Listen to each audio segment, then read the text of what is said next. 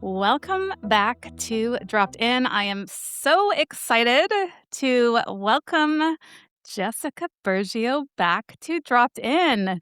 She was one of the OGs, number 4 on Dropped In, and it's such an honor to welcome you back into the space, Jess. Number 4, I love that. That's crazy. How long ago did you launch the show? It was 3 years in Wow. January. Oh my Yeah, god. crazy. So And I was cool. actually gonna cancel it this season. I was like, "Do I still wanna do this?" I was like, "Yeah, I wanna do this, but I want my team to do the work to do the editing and not myself any longer." So, Oh, I wanna unpack that so bad. yeah, you do. So we can do that. So before we go there, Jess has been in my life for a long time. I was in Chris and Lori Harder's mastermind. She was my coach in that space. Learn and grow so much through you, Jess. And then you came into my mastermind, Chrysalis. And so we both got to have been supporting each other since, like, that was 6 years ago when we first met. And here we are, still connecting in the space. So who are you and what do you do, Jess? So wild, right? Mhm. Right now in this current season, I am a founder of a incredible mastermind called House of Influence that is launching next month in May, depending on when this episode's drop. But it's a combination of the experience I've had in my industry. I was in the beauty industry for 6 years, and watching what women struggle with and grow through and go through in the different seasons of their life has taught me that we all need connection and we all need safe spaces where we can expand and grow alongside other people who are doing the same thing. And I think for me over the years, like what's happened is you kind of grow out of touch with people who knew a past version of you. And so that's something that I know a lot of women are seeking. A lot of people have had success in a prior maybe business, whether that was in corporate or maybe a different entrepreneurial endeavor, and now want to step into a different type of leadership, and giving them a safe space to kind of reinvent themselves and really figure out how to show up visibly in order to attract the right clients to actually make money online. Because it's one thing to just throw up fun content and to get the likes and the vanity metrics and all that jazz, but it's another thing to actually convert people into, oh my God, I love your energy, you're so cool, to how can I work with you? I want to do whatever it is you're doing because you've built that know, like, and trust, and you're speaking clearly to your ideal client. So that's taken me a while to get here and to kind of be so crystal clear on what it is I want to help offer women. I learned early on that taking action actually helps me create the clarity. And when I take the action, I learn, do I want to do this? Do I not want to do this? So I've had a lot of lived experience and I've played around in a few different ways in the last 7 years since kind of deciding I didn't only want to work behind the chair and as a salon owner. So I started a podcast during COVID. Like she said, I worked for Chris and Lori Harder inside their mastermind after going through their business mastermind back in 2018. And that was really the catalyst for me kind of opening up my eyes to the experience I already had and how I could apply it to helping people move the needle in their life and business. So there's been several iterations as I've grown into that, right? Because starting over felt really, really weird. And I truly thought it would be a linear move. But I was very humbled over those first few years of what rebuilding was going to look like. So getting Mhm. clear on that, getting clear on who I am, getting clear on what I want to share, my own magic. Meghan helped me a lot with that during her mastermind in Chrysalis. I remember a certain point, I think we were a couple months in, maybe a couple of weeks in, I remember messaging her. I said, I think I joined the wrong mastermind. I really just wanted to work with you in a business sense. And she was like, well, you're going to get that, but also that's not what this container is about. And this is exactly where you need to be. And she was so right, because I think a lot of us think we can bypass the inner work and just do the strategy and the I'll check the boxes, I'll stay busy, I'll do what everybody else looks like they're doing to, be successful, but it doesn't work if it doesn't land in your body the right way. If you don't feel safe to receive, if you don't feel safe to speak your truth and to own your own unique position on whatever it is that you are building, selling, growing, whatever that looks like. So, yeah, I have a lot to say as far as, the space that's Megan's been able to hold for me over the years with a variety of different things. And to watch somebody spend as much time as they do learning and growing and finding resources and tools for clients like me who love to kind of try all the things, do all the things, be all the places, but hit capacities where we want to quit, we're burnt out. How she mentioned stopping the podcast. Like, there's been so many times where I'm like, wouldn't it be easier to go back to what I already know? Wouldn't it be easier to do XYZ, right? Where's the easy button for God's sakes? And it's friends like Megan and peers and mentors like Megan who help me push past that resistance that we all have when it comes to starting something new or building something or, going through that growth phase. It's not easy. And that's where Chrysalis really was like, I think, a quantum awakening for me of the work that I was avoiding and the Mm. conversations I wasn't having with anybody, let alone myself.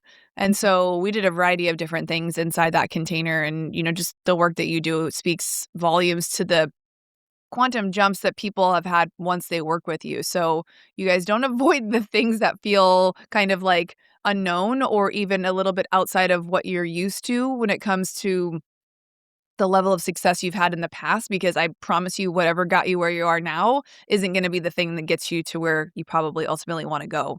So I own a space in San Diego called Creative House SD. It's kind of my own little playground. I still see hair clients here.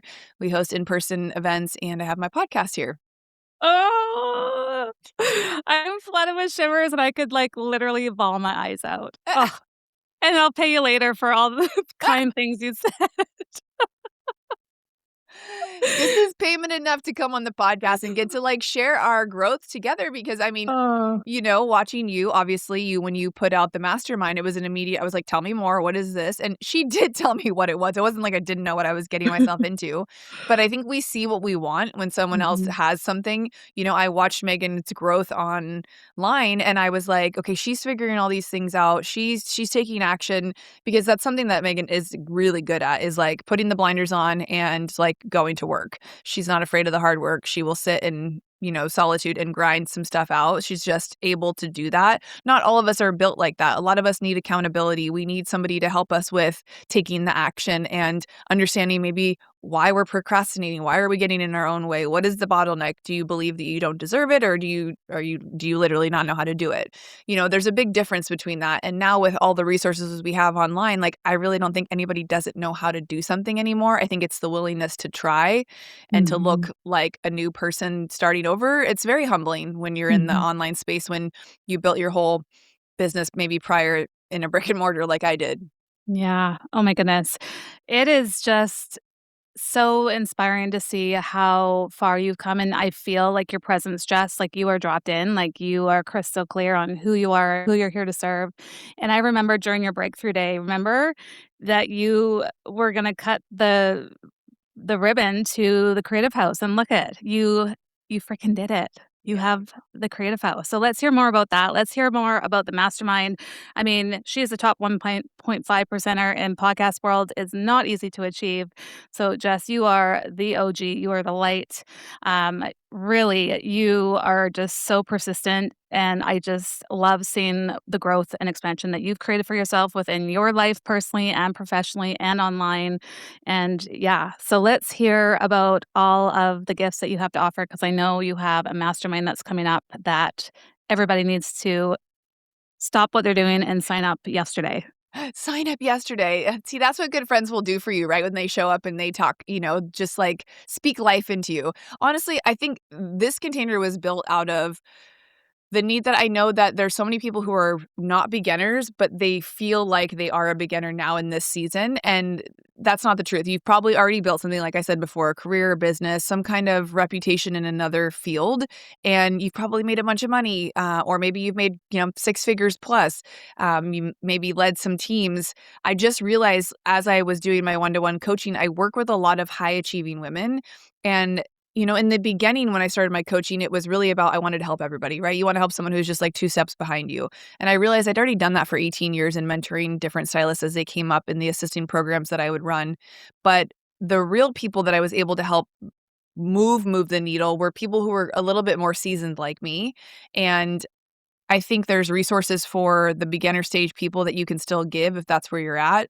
But now after 8 years in the online space, I'm like really focused on people who have this like unknown reputation and want to kind of transform that into like a social media or a podcast or a YouTube channel where people on a scale larger than whoever's in your neighborhood can see.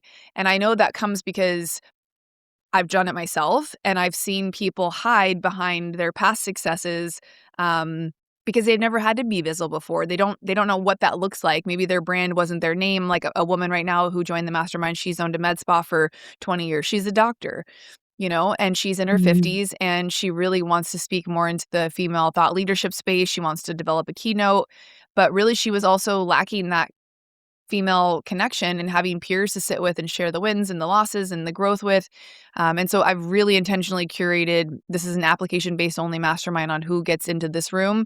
Mhm. I still work with a pretty broad spectrum of one-to-one clients because I feel like I can meet people where they're at. As a projector, we're just kind of built to be the guide, and that's been something that I've had to lean more into of, like, intuitively coaching versus, like, having some streamlined structure of coaching. Everyone's a little bit different, right, when it comes Mhm. to their business, but I truly just believe, like, clarity doesn't come before action. So, a lot of times, a lot of my clients think they're going this way, this is what I think I wanna do, and there's a hard left or right that happens somewhere in Mhm. the middle, and I watched my clients struggle for, like, the first 6 to 8 months kinda defining that, and then the shift happens, and now I have multiple clients who went from this career to this, and now they're making close to $300,000 a year in their first or second year of business after Mm. working together. So, those results are Incredible. pretty cool when I'm like, "We did that." That's Yeah. amazing. I've had a client, secure a TED Talk.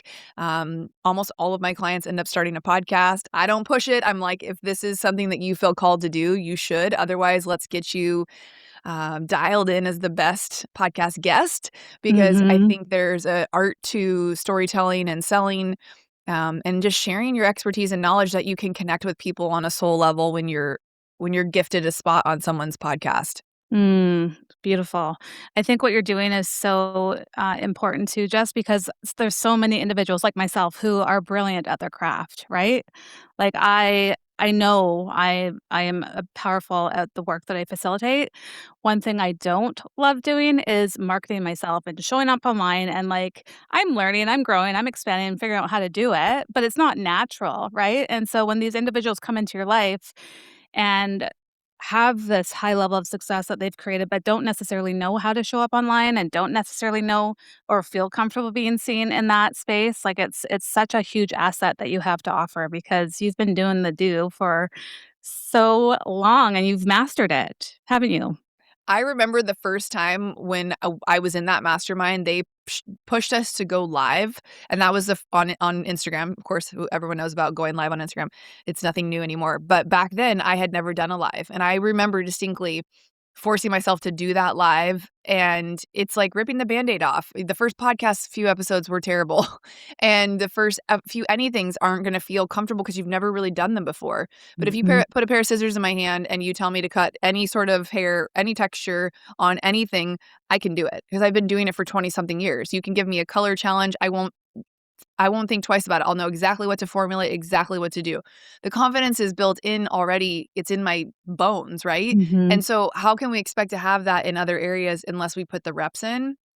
So Mhm. there's certain things that, even you saying, you're still trying. When you show up and you are on your stories, you're locked in. You may not do them as often as you like quote unquote think you should, but I think with your type of work and the type of human you are, when you do get on, it's super intentional and you remind me of people who are like you're not just yapping to yap. You're not on to waste time and you're actually doing something I think that's more unique than most people by yes, you have a personal brand, but you have a business that solves problems. And so you're very clear on who your work is for. And so I think that's a distinct, kind of counterposition to what everybody else might be doing, which is like more content. You're actually more thoughtful with your content. So your stuff goes deeper and hits harder, which is why I think you've had as much success as you had because you don't tire out your audience with a bunch of bullshit. And I'm not saying one's better than the other. They all Mhm. serve different purposes. Mhm. But, not everybody needs to see what kind of coffee you're drinking. That's not really relatable maybe to the person who's going through the deeper work that needs to connect with you on a soul level right now to fix XYZ. She might be entertained for a moment, but it's not going to close the sale. And so I think you're actually doing a way better job marketing yourself than you think you are. Well, thank you. I will take that and anchor that in for sure. But it doesn't come naturally, you know, and I think like there is such an important line of work that you are here to facilitate with your people, and you know, it's not just online stuff, it's the inner work and everything else that you are brilliant at facilitating as well. But it is so needed. So let's hear how people can get locked in with your mastermind. What does it look like? What are they going to experience inside the space? Yeah, so we're doing a 5.5 month container with an option to add on an in-person component, which is our retreat in Cabo in October, which is my favorite place to travel to. I live in San Diego, so it's an easy flight for me. I've been going there for the last 15 years and really developed a great relationship with one of the boutique hotel owners out there. That's where I recently got married, and it just has a magical place. You know, when when a place feels like home, you know, you can really get dropped in with people. You know, Megan has her spot in Costa Rica where we got to spend a week for our retreat with you. That was amazing. And I think it's just like feeling comfortable in that space. But the majority of the mastermind is virtual. We have people in Australia, people across the country, East Coast, West Coast, Midwesterners. So there'll be just about weekly calls. There will be 1 week off a month for integration. I have an amazing network of humans who I've been able to tap into to resource really high level stuff that, you know, I'm not necessarily an expert in, and bringing those conversations to the table with these women. And again, it's all intuitively based on what this group's going to need. And I'll know that for certain once I lock in with them. But overall, the group is going to be having time to co-create together, hold space for one another. We have obviously embodiment work involved, nervous system regulation, and then also space to dream and expand, because I know a lot of them are operating other businesses outside of whatever they're trying to create on this side of the, you know, online space as well. So the coaching calls, obviously the connection, and then the ability to have access to and proximity to some of these higher level people through my network is a gift I'm so excited to give. Yeah, you are Jess is hands down the master of all master connectors. You I don't wanna say you're a hustler 'cause but you're just so great at connecting and maintaining I mean, it's a testament to our relationship that we are still here today, 6 years later, right? But you are so brilliant at having these connections and networking with people and connecting with people, whoever needs to be connected, you know, and that in itself is a skill set, so And you would think that would you're like, "Oh, yeah, of course, she's a hairdresser. That seems like an easy thing." I'm not someone who can do that. That seems weird to me. You guys, when Megan talks about, like, showing up and doing marketing on social, putting myself in rooms is definitely, uncomfortable for me. As much as I seem like an extrovert on my stories, hello, I'm alone when I'm creating the story, so your girl's by herself. Like, I'm an introvert at heart. I'm not one of those in-between ones. I can have fun in group settings, but I don't like loud noises. I don't like going to concerts. Like, I love a concert, but I don't actually wanna be there because it's noisy, there's too many people. I love a movie theater, but there's too many, you know what I mean? Like, that's yeah, the type of person same. I am. Yeah. So, I just it's been something I've had to continue to work on, and I know it's part of the game, and so, yeah, I don't mind calling it part of the hustle, because there are certain pieces to every business that you're not gonna love doing, but there's a result on the other end of it, and maintaining relationships is such a beautiful thing, and they take work. You know, you Mhm. have to be thoughtful. If somebody you love and care about is sharing something, is how hard is it to like it, comment on it, and then obviously repost it on your stories? You know, like I told Megan a couple weeks ago, I said, "Hey, I'm launching this mastermind. Do you have any space on your calendar to record an episode with me?"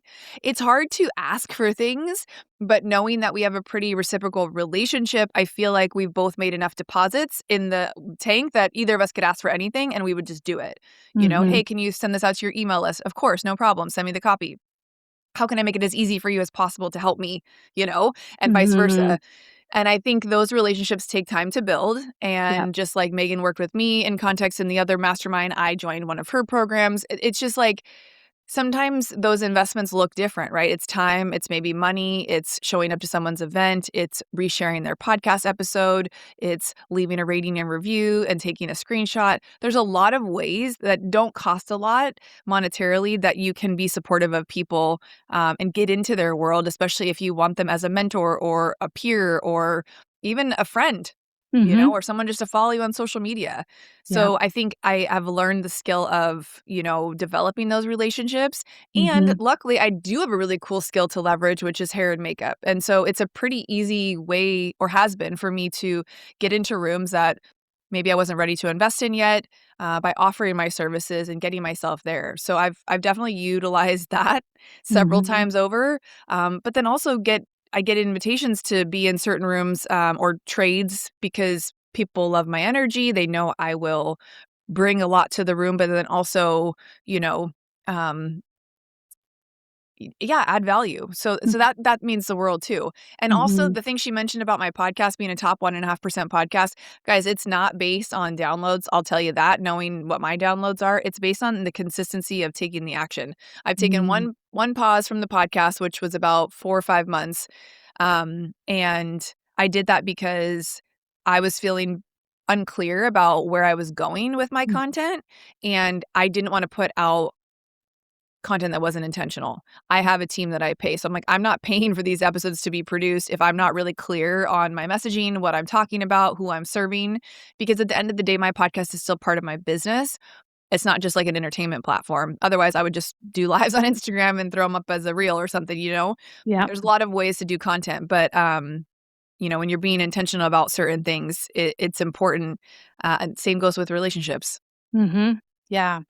I'm so happy you shared that you took a pause for 4 to 5 months because, I mean, when I was in that space of wanting to I was like, "Am I just gonna cancel it?" Or, like, I zoomed out and I reassessed. I was like, "What is it about it?" I was like, "No, my schedule is becoming more and more full. I'm serving more and more people and teams now." And it's like, I didn't have the capacity. So it wasn't that I didn't wanna do it anymore, it was that I needed support, right? And so during that 4 to 5 months, what did you learn? Like, what'd you gain from taking that pause? It helped a lot because when you do a podcast, obviously you're sitting down to create the podcast itself, and then the week it comes out, you want to market it, because you don't want to be the best kept secret. I think best trumps best kept secret. So just any way that I was having to show up, I wanted to take a pause from all of that. And so to me, I was like, well, I don't want to produce the podcast and not market it. So I think the real pause I needed was social media, Mm, and not having to force myself to do certain things over there. So I was like, if I'm gonna pause here, I should probably pause over here too, because there's no point in pumping these episodes out if I'm not marketing them. right. Um, and it was a time in my life where I knew that I wanted to be really present in my relationship. We had not gone on a vacation in those few years without me being able to fully focus on being off. Mm, And I recognized that, and I knew we were probably gonna get engaged on this trip because we had a friend who made my ring and we had talked about it. So, I was like, if this happens, I wanna just be in the energy of what's going on versus feeling like, "Oh, well, tomorrow I could talk about my engagement today, but tomorrow I have to promote my podcast," you know? So it was like a mix of feelings and things, and then also I was in a season, I think, of, like, expansion where I didn't mhm. quite know where I wanted to go, and I just know myself enough to know, like, I don't wanna just put out stuff to put out stuff. Yeah. So that was pretty much as simple as it was to make that decision, and I was like, "Let's see if anybody misses me." I'm like, "And if they come knocking, then I'll know." And yeah, after a couple of weeks, I had a few people be like, "Hey, I can't find your podcast. Have you not put a new episode out in a while?" And guys, it wasn't a bunch of people. It was just a couple of my, ride or dies. But when I came back, I was really clear. And it's funny, the way I ended up coming back was I wasn't sure when I was going to restart it, but I had somebody in my old industry ask me to be a guest on her show. And it just so happened to be like 2 weeks before the end of the year. And I got off that recording, and it just lit a spark in me. I loved the Mm, conversation we had. I felt like I just kinda knew where I was at. I had just opened Creative House, so I felt like a different energy around my intentionality of stuff. I still wasn't 100% clear on a few things, but starting the podcast again helped me feel like a new sense of whatever with the show. I can't even put a word to it. And then a year later, we've rebranded now to the Jessica Burgio Show. So mhm, it took that year of staying with the name, which used to be unscripted, and realizing that, I want to be a little bit smarter about how I market. I think my name now, after 6 years of podcasting, is what people Google over the title of the podcast. So it was just like kind of putting myself in a position for the next 5 years, mhm. because I know all of the greats have been in the game for at least 8 to 10 years that have had any sort of like what we call, I'm using air quotes, quantum leap success. It's like this overnight success we think we see people have. We're Yeah. like, no, they've been doing this shit for years in some capacity. And then in the content game, they've been doing it for probably 7 to 10 years, Yeah. um, at scale, meaning like not just whenever. There's a real routine around it. And they probably niche down a little bit onto who they help and what they do or what problem they solve. Because I feel like once you can kind of gain or garner notoriety around one thing that you specifically can do really, really well, then you're more open to have a strong, broader personal brand. But until then, if you are somebody who's in the season of like wanting to turn, you know, some of your content into a podcast or a YouTube channel, like you guys need to get unique about your position for one. And then two, it's really a good idea to take your experience and leverage that and be known for one thing. You know, I have a Mm. friend who he would say the exact opposite. His name of his podcast is called The Niche Is You. And while I think we're all our own niches, you have to remember that and use that as my uniqueness is what is going to separate me in my niche so that I can claim at least one market to start with, get Mm. strategic like that, and then create content about that for the longest time in every kind of way so that you become known in rooms, on shows as the go-to expert. And then, of course, you're going to have an opportunity to share how amazing of a dog owner you are, or mom you are, or wife, or your other passions. But stick to the thing that's going to help build your business and monetize as quickly as possible if you're in this to, you know, build a true business or the freedom that you're maybe desiring to get out of whatever you might be in. Mm. I love that. I love everything that you shared, and I am also taking your note because I have not been promoting my podcast online, so I'm like I will get on that. Put Yes, that and on my tag to-do me so I list. can reshare it. Tag all Yeah. your friends, Megan. We alluded to it a little bit, but I wanna drop into this a little bit more because there's this word that's going around right now, proximity, and I wanna know why proximity matters more now than ever. I have the funniest story. So I was, like you said, randomly invited to this like $5,000 ticketed event that just happened to be here in San Diego 2 weeks ago called The Secret Knock. Never Oh. have heard of it. It's like this club that meets. They've been around for, I don't know, 15 plus years. And a girl that I was recently introduced to, turns out, went to high school with one of my best friends. Again, small world. San Diego is small, but then also like the world is small, you guys. So that's why proximity is kind of like a funny thing. And there's so many people that you could probably think of off the top of your head right now that you have on a pedestal. Maybe you listen to their podcast, you've seen them speak, and you're like, oh, I wish I could be like that, or I wish I could figure out how they got there, or I wish I could have access to them. And I happened to get there before this group that invited me. And I'm sitting in this seat by myself, kind of up on this second level, and I see this guy walk behind me, and I instantly recognize him, and it was Tim Story. I know that Tim doesn't know who I am, but I know who he is, and so I gave him that look of, like, knowingness, and so he caught my eye, you know, looking at him like I knew him, and he came up and he said, "Do I know you?" And I said, "Nope, but I know you." And he immediately sat down right next to me, and then whoever was with him sat down, and he goes, "What's your name? Who are you? Take my phone number. Text me later." So, 1, either he was hitting on me. Great, that's fine. I did look really nice that day. 2, he recognized me as somebody he might know. So, either he plays that game really well so that everybody feels seen if by him, which I kinda loved. I was like, "Put that in your back pocket, Jess." Mhm. And he told me to get in touch with him. And so what was kinda cool was, like, he was up next to speak, and he was like, "You need to meet the guy next to me. You need to talk about to him. He's really the genius behind everything I'm doing." This is like a 3-minute conversation we had Wow. while somebody else was speaking. And this is what I mean about proximity. Like, if I had not said yes to take that ticket from that Mhm. girl and been introduced to her through a third party person and made myself available for this event, had I not been sitting there, had I not been open to talk to this random man who was behind me, I could have clammed up and acted weird. Yeah. But I was like, "I know him." Like, it was just such a like, a funny thing, and it's just a funny, like, current story to share because now he follows me on Instagram, I follow him on Instagram, you know, and I was able to, like, post some stuff for him and tag him in some stuff, and that's the way that you start to build relationships with people that you feel like maybe you couldn't get close to, but also you close that gap between reality of what that person's doing and where you could be. I mean, how Mm. hard is it gonna be for me to get on that stage next year? I don't know, right? Do I even wanna get on that stage? But it's the proximity of certain people that when you get closer to them, you realize they're all human Yep. and they all have struggles and that everyone's dealing with different levels of pressure and stress in their business, and they're pretty much all the same across the board, just maybe at a higher scale, maybe more risk involved if there's, ads or money or teams. But, at the end of the day, when I started looking at people more on the human level of things, I had more compassion for where they were at, what it took for them to build what they had. And so then, of course, your respect level for what they have is even higher. So you treat people like that with more respect, and you're more likely to continue to buy from them, or Mhm. invest in them, or listen to their podcasts, or share their stuff without being asked. So I think, again, always putting your best foot forward, and I don't know if this was like a beauty industry thing, but when I show up to events, I show up, I'm fully present. I put my phone away. Yep. I'm on do not disturb. I talk to people on breaks. I talk to people at lunch when I would really rather go sit outside by myself or go have lunch by myself because I need a Mhm. break from peopling. So after any event, whether it's a half day, a 1 day, a 3 day, like I schedule a couple days of alone time afterwards because one, that's a projector thing, but two, it's just a me thing. I need time to integrate, download, follow up with the people that I met, because what's the use of meeting people if you're not going to follow up or connect with them?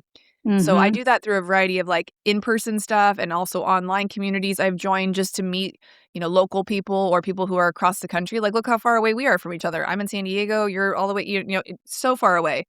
I have clients that I work with that are in Australia and, East Coast, all of that. So I think that's one of the coolest things I've learned about the online space is it brings like people together that you wouldn't otherwise get a chance to meet.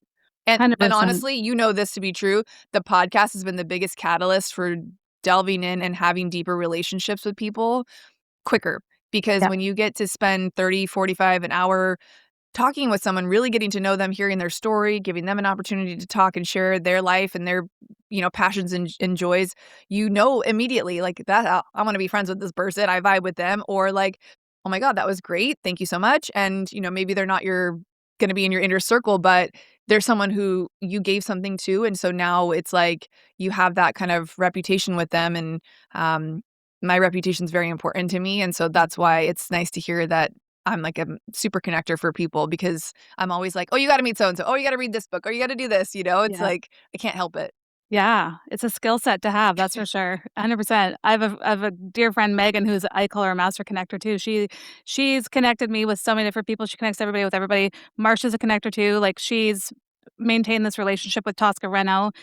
She's like, when Marsha's like, "We're gonna have Tosca Reno at our event," I was like, "Are you freaking kidding me?" Like, she was a huge catalyst for me to start to heal my body after all this stuff I went through, right? But now we have her at a Heartwired live event speaking. Like, it's just so incredible, right? But it's so important.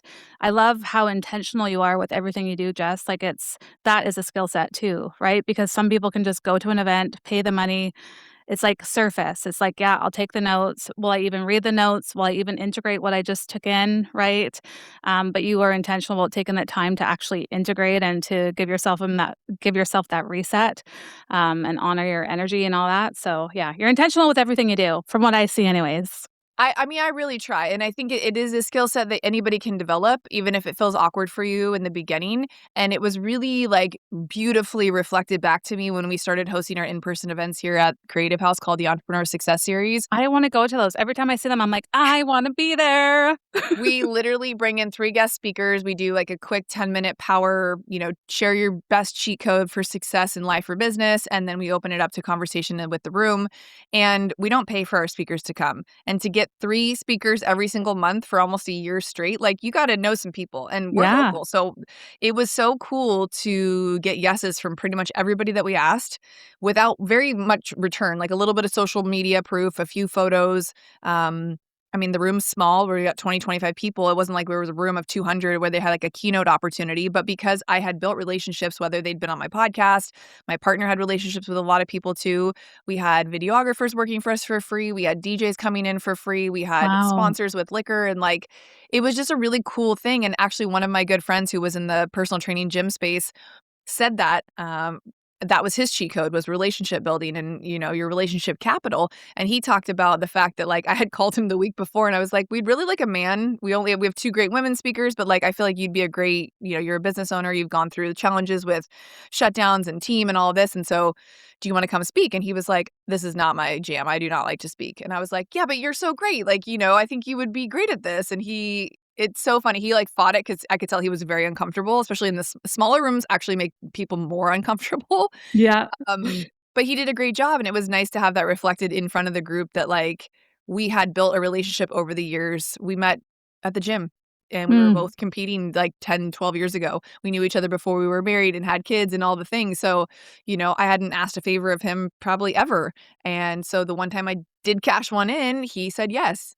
Maybe he even felt like he couldn't say no, so that's great, like, and it just it's a nice reminder that, the work that you put in is paying off because a lot of this stuff that we do, if you are an entrepreneur or solopreneur or podcaster, you're doing it by yourself and you're not getting a Yeah. lot of atta-girls or atta-boys from it. We don't know who downloads our podcast. It's not like social media where we can see immediate likes or comments or shares. It doesn't really work that way with podcasting and longer form content as much. So doing something in person was really important to me. And these events have been really, really amazing. Yeah, it's so needed. I think one of my biggest um, pain points is that, like, I do sit in my studio here with myself and my Zoom and my phone, and it's like I have friends in San Diego. I have friends like all over the place. Learning that there's more and more people here where I live, in a small town on the island, that there's more and more, entrepreneurs, like, kinda shining their lights now, so starting to build community in person, but there's nothing better than being in person with like-minded people, and, I also love that you are bridging with your mastermind, having the virtual states, but then also having that time together in Cabo to be together and to integrate everything that you've done together throughout the 5.5 months. I just think it's so incredible that you're doing that, so I know, I can't wait. It's gonna be fabulous. I think, it's hard, you guys, to launch something that you believe in because they say your business shouldn't be your baby, but at the same time, like, if you are someone who deeply cares and you wanna serve, you do hold it near and dear. Will anybody sign up? Will anybody buy into something? Everyone, no matter what level they're at, has, like, a certain fear around, like, things not working out or not performing as well, or, I really wanted 50 people and I only got 10, or, you have to start somewhere. And so if your calling is to, like, develop that skill set and to show up and market something, the mastermind is a great place to kind of hone in on that and Mhm.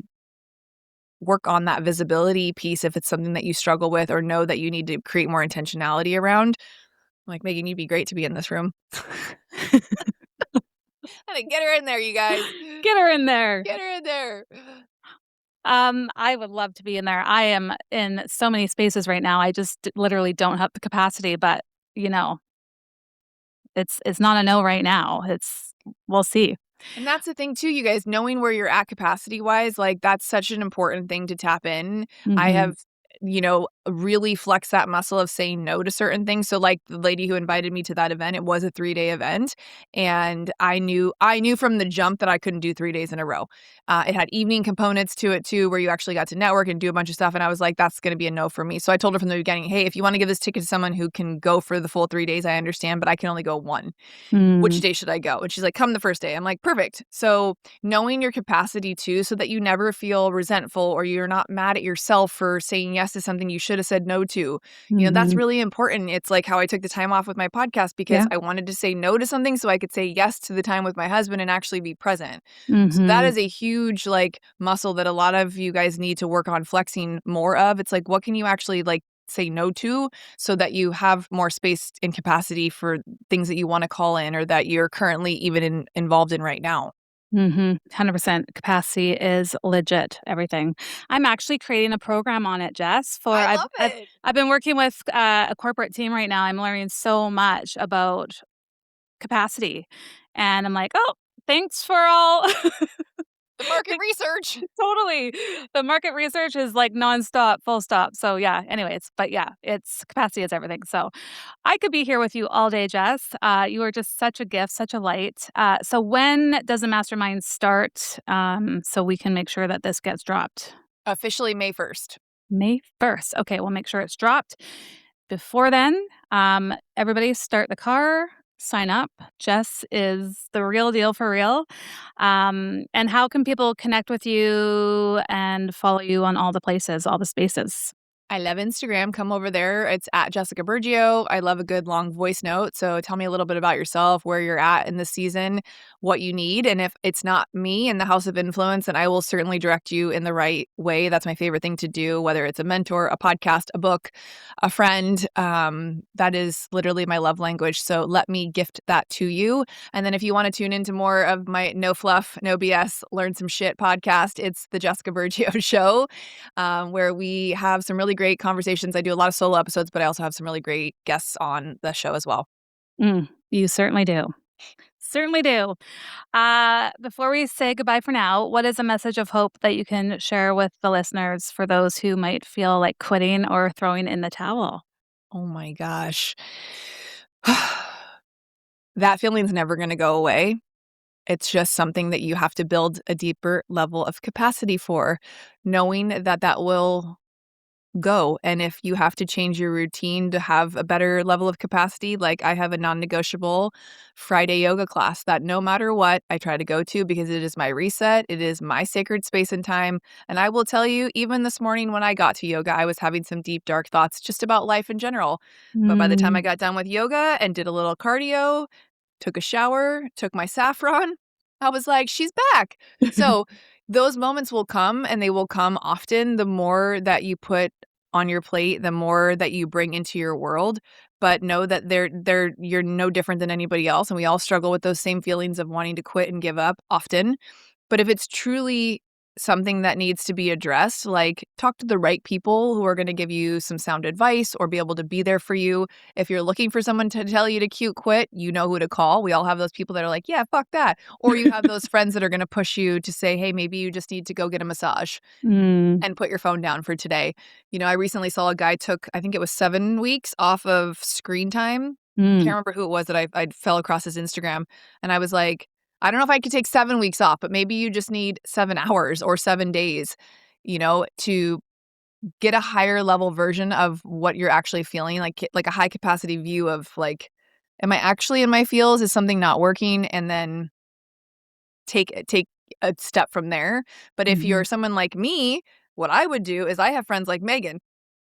That line, I was like, yo, I need to call ASAP. What do you got? That was me a couple months ago. I was Yeah. going through some stuff in my personal relationship, and I called the people I knew that could actually support me and hold that space for me Mhm. versus like a girlfriend to just bitch to. I was like, who is actually going to help me solve this feeling/problem? Whether I have to pay for a session or I can lean on the friends that I have that are doing this type of work. So it is really important to kind of like try to slow down before you make any crazy decisions and look at it from an objective space. Mm. You are just a wealth of greatness, aren't you? I have learned from the best, you guys. I have. She's sitting right here. Are you proud of me? Oh, Look at I your love work. you. I am so freaking proud of you, like, just beyond, just beyond. It moves me to tears as it Oh, did. oh, and I taught Megan how to color and cut her own hair. So She I'm looking. did. Look how cute she is. Watch the video, you guys. Oh, I'm oh, just kidding. I love You're a it. I master love stylist now. I love you so much, Jess. Love you so much. Can't wait to connect again soon. Mwah. Thank you, guys.